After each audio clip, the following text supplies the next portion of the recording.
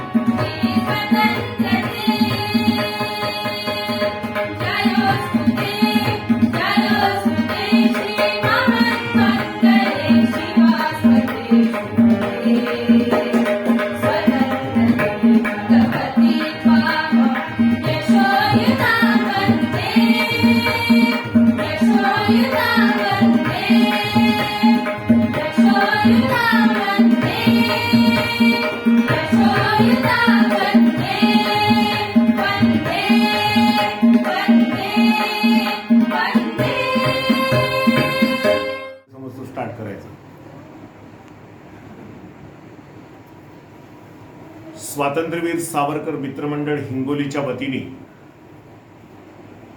दरवर्षी स्वातंत्र्यवीर विनायक दामोदर सावरकर यांच्या जयंती निमित्ताने उपक्रमांचं आयोजन करण्यात येतं. मागील वर्षी प्रतिमा पूजन 28 मे 2020 रोजी करण्यात आलं. कारण आपल्या सगळ्यांना माहितीच आहे, यावर्षी मात्र स्वातंत्र्यवीर सावरकर मित्रमंडळ हिंगोलीच्या वतीने एका अभिनव उपक्रमाचं आयोजन करण्यात आलेलं आहे. स्वातंत्र्यवीर सावरकर व्याख्यान सप्ताह सोशल मीडियाचा आधार घेत आपल्या स्वातंत्र्यवीर सावरकर मित्रमंडळ हिंगोली या यूट्यूब चॅनलवर दिनांक 22 मे पासून ते 28 मे पर्यंत म्हणजे स्वातंत्र्यवीर सावरकरांच्या जयंती दिनानिमित्ताने हा संपूर्ण व्याख्यान सप्ताह आयोजित करण्यात आलेला आहे. यावर्षी स्वातंत्र्यवीर सावरकरांची 138वी जयंती आपण साजरी करत आहोत. या व्याख्यान सप्ताहाचा शुभारंभ करत आहेत नरसी नामदेव येथील नामदेव महाराज संस्थानचे अध्यक्ष माननीय सतीशजी नरहरराव विडोळकर. त्याबरोबरच अखिल भारतीय ब्राह्मण महासंघाचे ते सचिव असून दक्षिण विभागाचा प्रभार हा त्यांच्या खांद्यावरती आहे. ती जबाबदारी अत्यंत कार्यकुशलतेने ते पार पाडतात. संत नामदेवांच्या चरित्राचा गाढा अभ्यास, त्याबरोबरच समाजाची अचूक भान आणि जाण आणि नाडी माहिती असलेला असा एक द्रष्टा असं सतीशजींचं वर्णन आपल्याला करता येईल. स्वातंत्र्यवीर सावरकरांचे ते परम भक्त आहेत आणि या व्याख्यान सप्ताहाचा शुभारंभ त्यांच्या ओजस्वी वाणीने आपण करीत आहोत. आणि पहिलं पुष्प माननीय सतीशजी नरहरराव विडोळकर हे गुंफणार आहेत.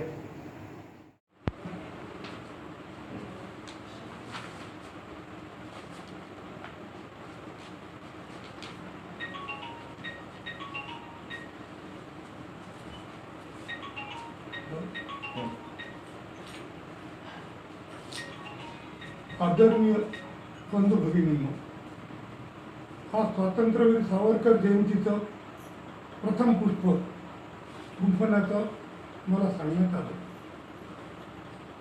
स्वातंत्र्यवीर सावरकर यांच्याबद्दल काय बोलावं, कसं बोलावं, कुठून बोलावं, किती बोलावं, हा फार मोठा प्रश्न पडतो. सावरकरांच्या जीवनातला एक एक प्रसंग म्हणजे फार मोठं काव्य होत असतं, फार मोठे प्रसंग असतात. मित्रांनो, सूर्याची उबदार प्रखरता, वायूचा वेग आणि पहाडालाही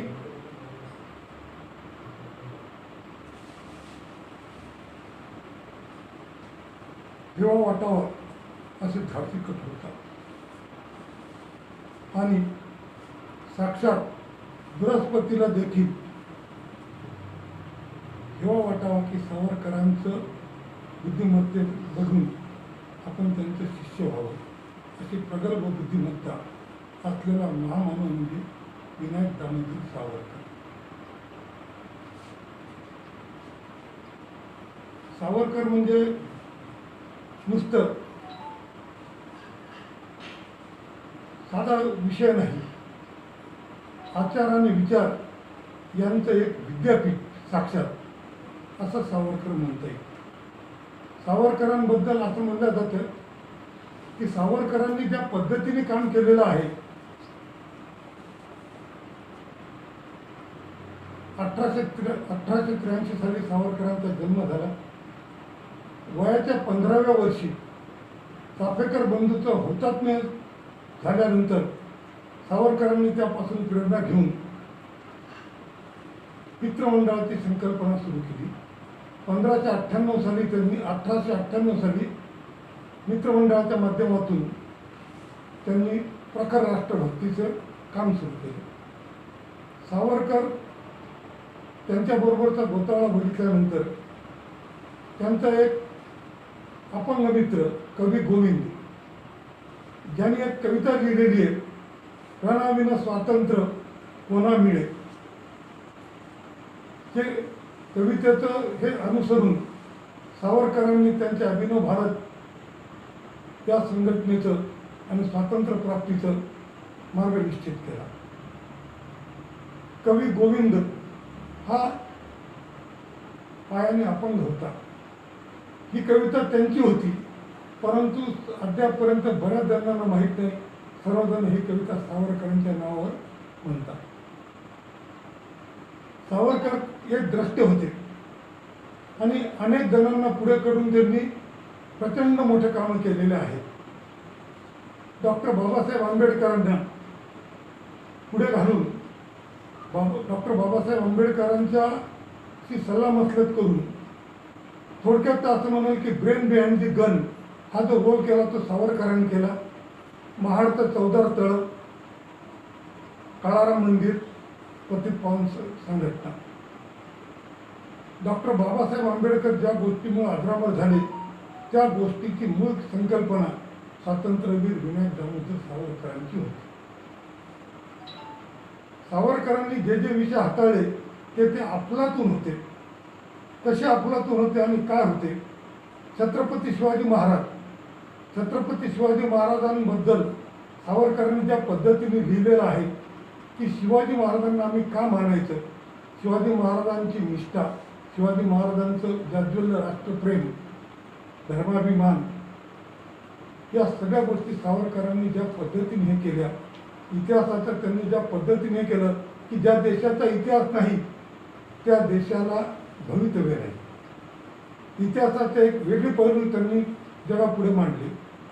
शिवाजी महाराजांची आरती ही प्रथमच सावरकरांनी केली, जी की सर्वत्र प्रचलित आहे. परंतु आजकालच्या अर्धवट शहाण्यांना सावरकरांचा द्वेष आहे, परंतु शिवाजी महाराजांची जी आरती केलेली आहे ती सावरकरांनी रचली कुणालाच माहीत. भारताच्या इतिहासातलं 3 फार मोठे पर्व आहेत: शिवाजी महाराज, बाजीराव पेशवे आणि माधवराव पेशवे. बाजीराव पेशव्यांनी 39 लढाया लढल्या, एकही लढाईत पराजित झालेले नाही.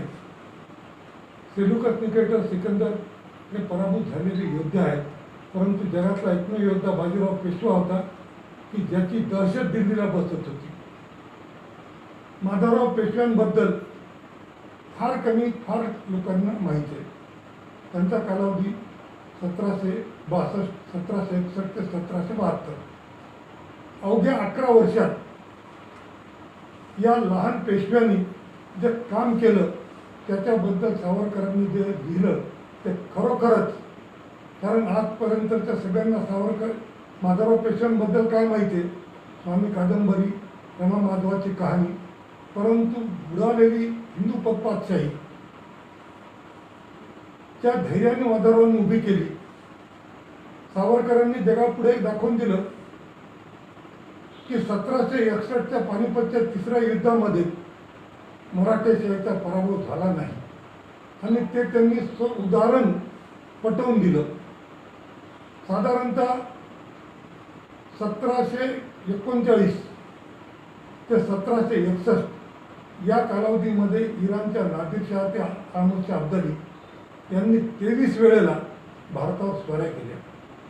परंतु 1761चं जे पानिपतचं युद्ध होतं 14 जानेवारी 1761 हा भीषण नरसंहार जगाच्या इतिहासात कधीही होऊ शकणार नाही इतका झाला. सकाळी 7:30 ते 12:30 या 6 तासामध्ये साधारणतः 3 लाख लोक मारले गेले. 6 ऑगस्ट 1945 आणि 9 ऑगस्ट 1945 हिरोशिमा आणि नागासाकीवर जे अणुबॉम्ब टाकले त्या अणुबॉम्बमध्ये जितके माणसं मेले नाही त्याच्या 10पट माणसं 14 जानेवारी 1761 रोजी मेले.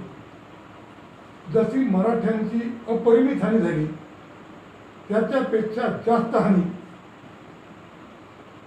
अहमद शाह अब्दालीची झाली. आणि अहमद शाह अब्दाली आणि यवन सेना त्याच्यानंतर भारतामध्ये पुन्हा कधीही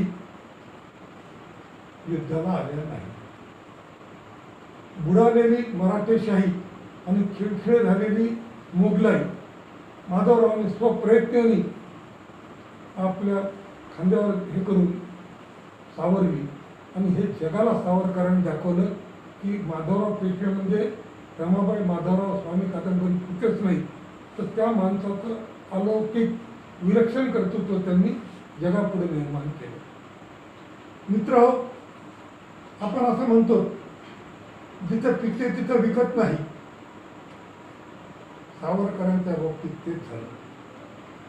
सावरकर प्रथमपासून उपेक्षितच राहिले. त्याचं कारण असं, हा द्रष्टा पुरुष यांनी ज्या ज्या पद्धतीने काम केलं, त्यांची प्रगल्भता, त्यांची विचार करण्याची पद्धती आणि त्यांची उत्तुंग व्यक्तिमत्व हे भारतातील लोकांच्या खूपच होतं. आज इंग्लंडमध्ये जिथं सावरकर राहत असतात त्या घराचं नाव, त्या घराचा पत्ता आणि 28 मेला तिथं असंख्य इंग्रज दर्शनाला जातात. इंग्लंडमध्ये असं म्हणतात की सावरकर हे सगळ्यात धाडसी, टॅलेंटेड क्रांतिकारक होते. इंग्लंडमधल्यांनी त्याची हे केलेली आहे, परंतु भारतातल्या लोकांना त्याची दखल देखील वाटत नाही. 28 तारखेला इंग्लंडला जिथं सावरकर राहत होते, सावरकरचा इंग्लंडमधला कालावधी 1911 ते 1916 हा 5 वर्षाचा. सावरकर जिथं राहत होते त्या घराला देखील त्यांनी कसं हे केलेलं आहे, तर त्या याच्याबद्दल